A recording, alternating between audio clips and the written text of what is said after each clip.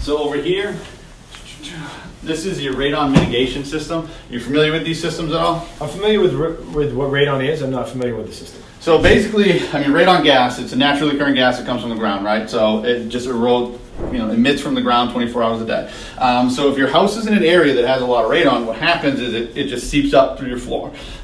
What this system does is outside there's a fan, and this pipe runs all the way above the roof. So basically what this system is doing, it's pulling all the air from underneath and then spitting it outside so that you're not breathing in that radon.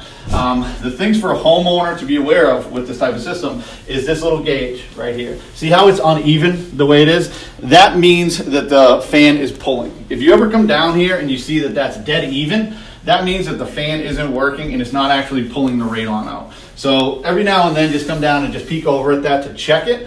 But overall, it looks like it is working.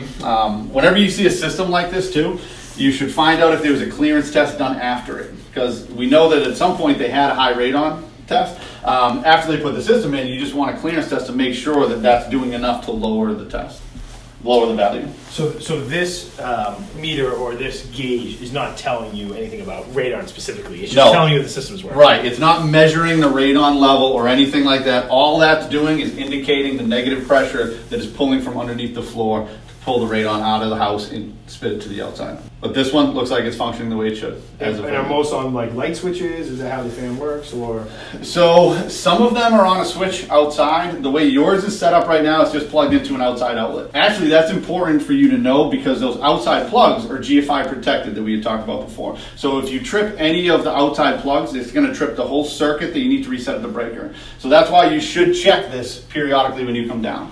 If it is off, radon is generally like a long-term health hazard. So don't panic if you come down and it's level and it's been off. Don't panic as though you're going to get sick all of a sudden. It's just make sure you kick it back on and get the system back up and running.